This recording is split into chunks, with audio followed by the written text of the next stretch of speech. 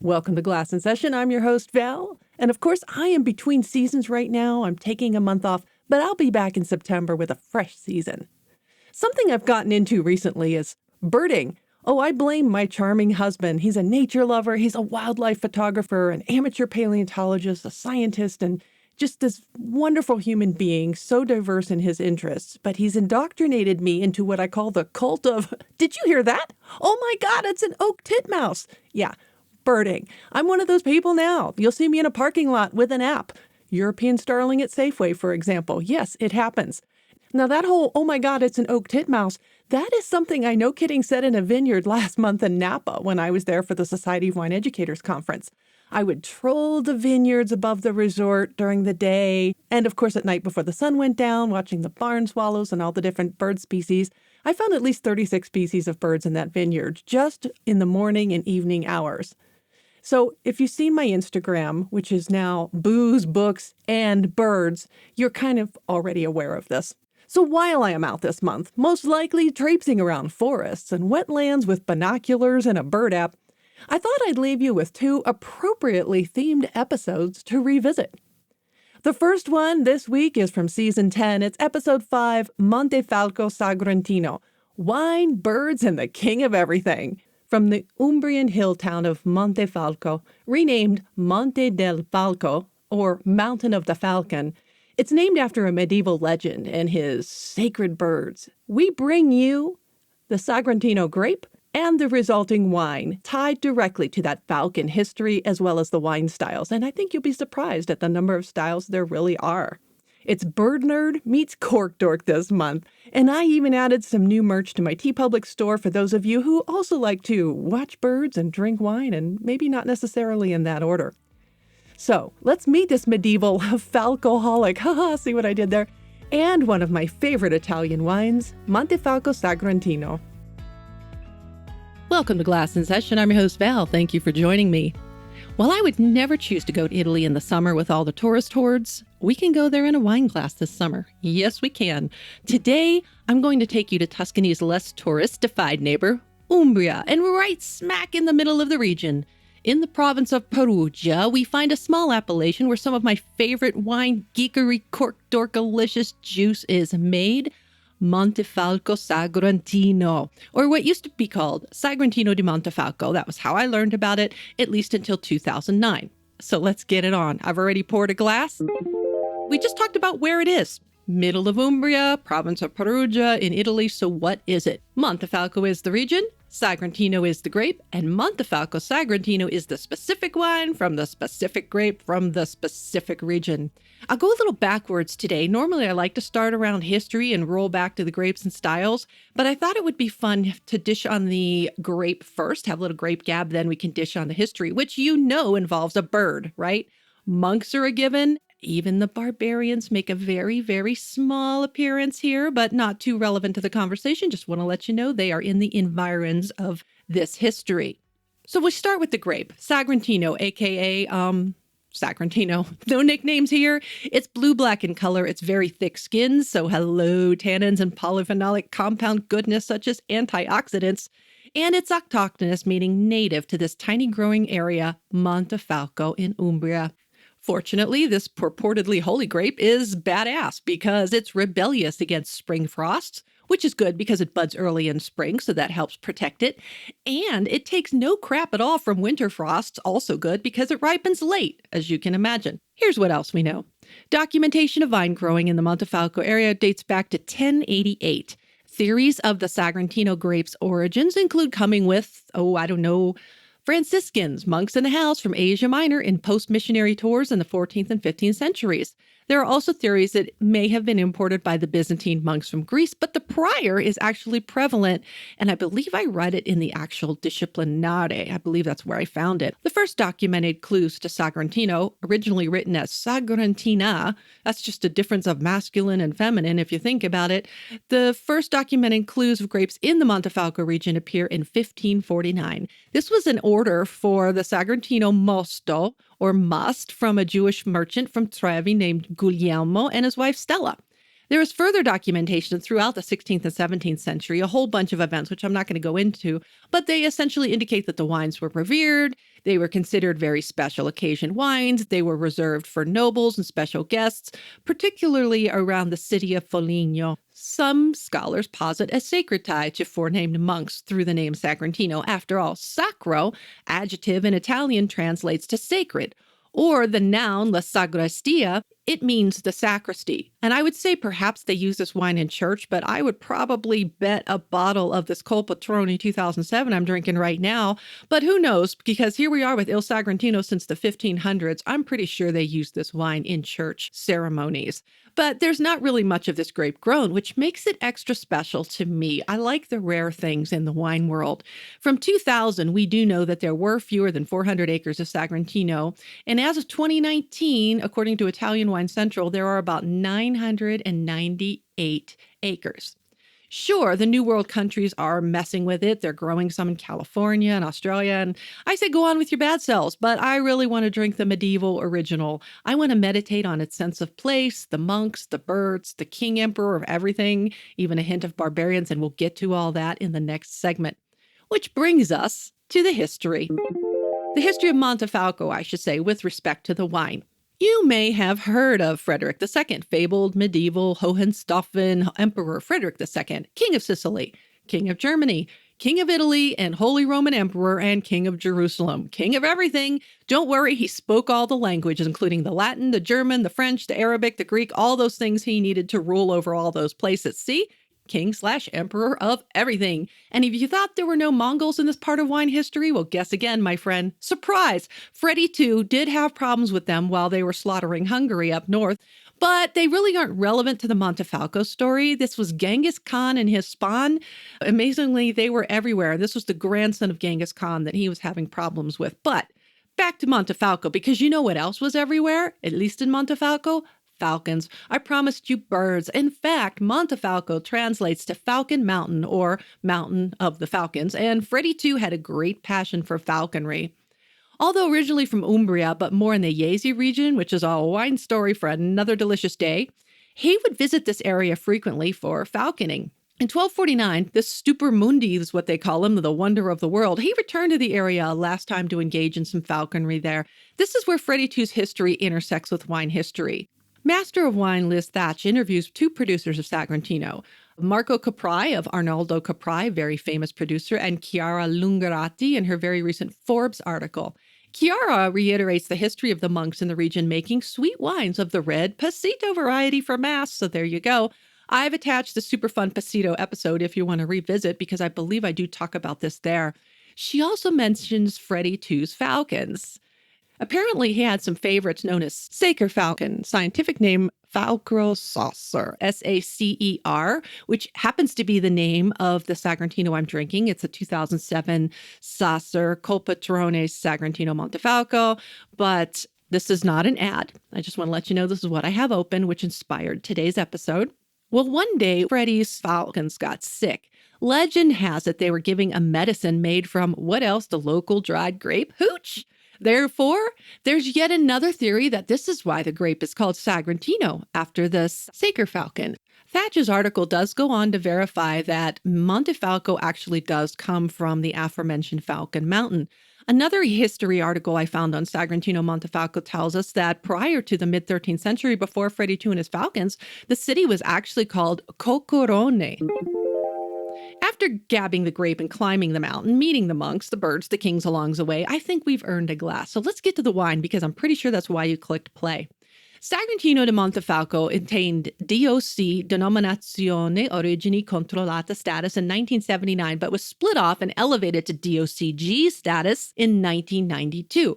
Montefalco Sagrantino DOCG was renamed in 2009, so it's no longer called Sagrantino di Montefalco for well over a decade now. The DOCG, or the appellation, covers two styles. There's the dry red and the sweet red, known as Passito. Dry red secco, Passito sweet. Both must be made from 100% Sagrantino grape. Let's talk about the Montefalco Sagrantino in the glass, because in addition to being a frost-resistant badass in the vineyard, it is also a badass in the glass. Harkening back to my roller skating days, this is one Tannic Mama Gemma, It contains double the antioxidants of Cabernet, according to Thatch's article. This means it's capable of long aging, 10 to 15 years, which is just fine. Some can go to 30. Wood is its friend. In fact, it wants wood. It loves aging. Beginning with the Secco, or the dry wine, the Disciplinare actually outlines the organoleptic characteristics, or how the wine should look, smell, and taste.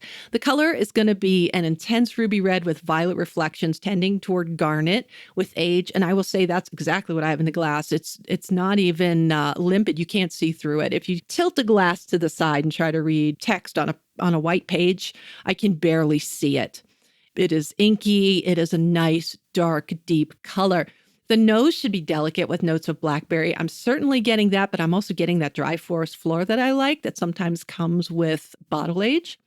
On the palate, it should be dry and harmonic. And I will definitely get that because in spite of the tannins, I still do have a lot of fruit, a lot of more tertiary notes, which come with time in bottle, notes of tea, coffee, chocolate. But by now, the kind of fruits you're going to get. Red, blackberry, dark tree fruits, ripe plums, those kind of things. I'm getting blackberry. Secondary notes are going to come from thyme and wood. They're going to bring you the spices, the vanilla, the sandalwood, which I actually do get. Depends on the type of wood that they use, of course.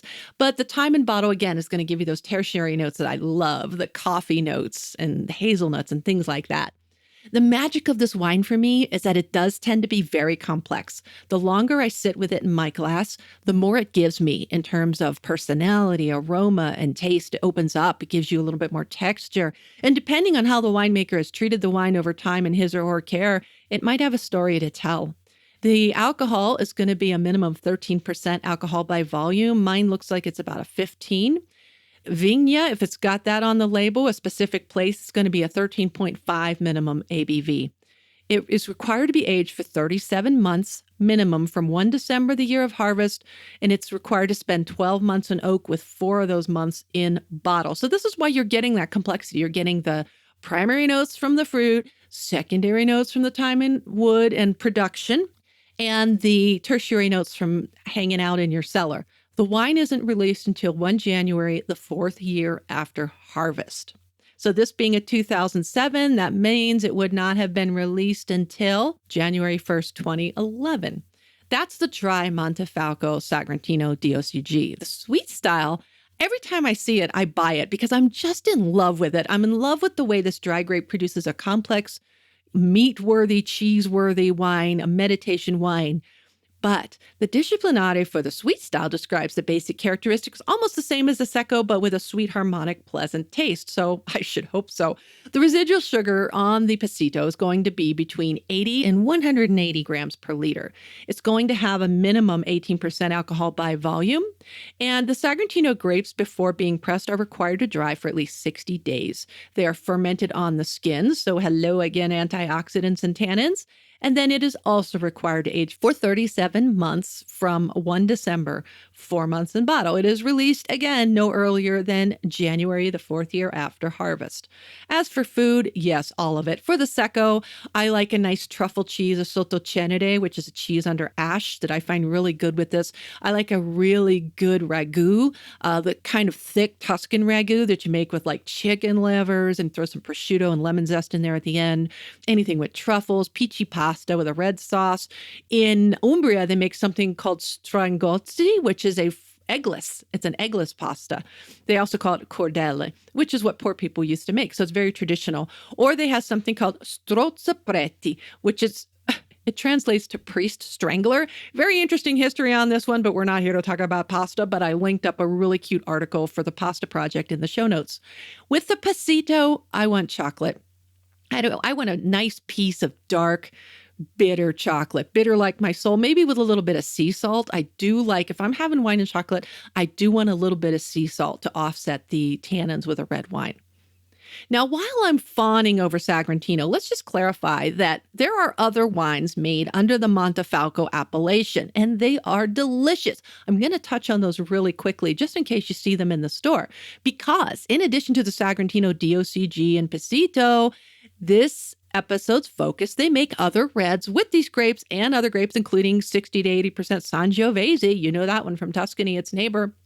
They make this one under the appellation of Montefalco Rosso DOC and Montefalco Rosso Riserva DOC. The difference here between the Rosso and the Riserva, in most cases, whenever you see the word Riserva on an Italian wine label, all that means is longer aging. In this case, instead of the 18 months from the 1st of November, as in the Rosso, as far as required aging goes, the Riserva must be aged for 30 months, 12 of those in wood, from 1 November, the year of harvest. Fun, right? Whites include a Montefalco Grechetto DOC, another Umbrian original, which must contain at least 85% Grechetto. It's a really cool grape. I do encourage you to seek it out. And the Montefalco Bianco DOC, which must be at least 50% Trebbiano Spoletino. Spoletino is just named for a city in the growing area of the Montefalco region. So you'll see if you go to Assisi and try to organize nearby town tours, Spoleto is one of them. But Vagna, I highly recommend. It's a medieval village. This is all in the growing area. So this is why you see the Trebbiano Spoletino is from that area. A few final bits before I sign off and enjoy this wine for lunch. The last time I looked, there were about 70 or so producers for Montefalco Sagrantino. The famous Arnaldo Caprai that I mentioned earlier. There's Paolo Bea, another famous one. But I've always found the Colpatrone and even the Scacci Diavoli to be quite affordable. And the one I'm drinking right now, the 2007, I think might have been under $50 bottle, which I really like because some of these more high-end producers, they can be over $100 a bottle. Something interesting also about this, the wine can only be bottled in glass, not to exceed 5 liters. So Jeroboam is going to be the max, which is almost 6 bottles, but not quite. And it can only be sealed with cork. An interesting article translated into English regarding the wine's packaging says that the packaging and preparation of the bottles with invented features which are not suited for the prestige of the wine are prohibited. Thou shalt not use adjectives such as selected or selezionato or extra or fine or fine or superiore. You won't see those on a bottle of Montefalco Sagrantino. In other words, no laudatory meaning so as not to mislead the consumer. Also, if you're going to put the vineyard name on the label, the font better be smaller than the word Montefalco in the denomination statement. Furthermore, if you're going to put the word secco and passito on the label, they had better be below the denominazione di origine controllata e garantita and written using typographical characters with a size that is not bigger than those used for the Montefalco original denomination. Just saying, they're very strict with the labeling. They really want to ensure the consumer that what's in the bottle is quality, and they do have a very consistent standard for the bottling of the wine. And that brings us to the end of this episode. I hope you found something super interesting to seek out the next time you're shopping for a really cool red. Get something a little older. If you do a taste of the wine, once you open it and you find it's not really telling you anything, it's just tannins and, not getting a lot of fruit, go ahead and decant. This is one of those ones you could decant upon opening to let it open up a bit. I don't decant very often, but when I do, it's going to be something like this. Also, I did see a really good deal on wine still sold out. Again, not an ad. They are not a sponsor. They were a sponsor of my last podcast, and they're fabulous, and I still order from them. But I did just score a couple bottles of 2016 Sagrantino Montefalco, and I cannot remember who the producer was, and there was some Barolos, so I did score some from them recently, so that's always a good place to look. As always, grazie molto. Thank you very much for making room in your podcast feed for Glass in Session every couple weeks. Thank you for subscribing, for supporting the show. As you probably already know, if you're listening, you can find me on Apple Podcasts, Overcast, my aggregator of choice, iHeartRadio, Spotify, Good Pods, or wherever you get your podcast joy. You can always reach out to me via email. Email me at val@glassinsession or glassinsession@proton.me. On the socials, pick your poison. Blue Sky, Glass in Session. Vino with Val on Threads and Instagram. You'll see Glass in Session trademarked in my bio. I am on Spoutable, Glass in Session. On Substack, glassinsession.substack.com. On Pinterest, Vino with Val. And on Facebook /Glass in Session when they're not kicking me off. Connect with me on LinkedIn, Valerie Caruso, DWS, CWE, FWS letters after my name, lots of wine stuff, audiobook narrator, which reminds me you can find this podcast and the latest audiobooks I've narrated on Audible. There is Glass in Session swag in my TeePublic store, linked way at the bottom of the show notes and on my website. And again, thank you for supporting this show. See you in September or on the socials. Let me know what you're finding to drink out there. Glass and Session is a production and registered trademark of Vino with Val, LLC. Music is Write Your Story by Joy Stock. Website is glassandsession.com/podcast.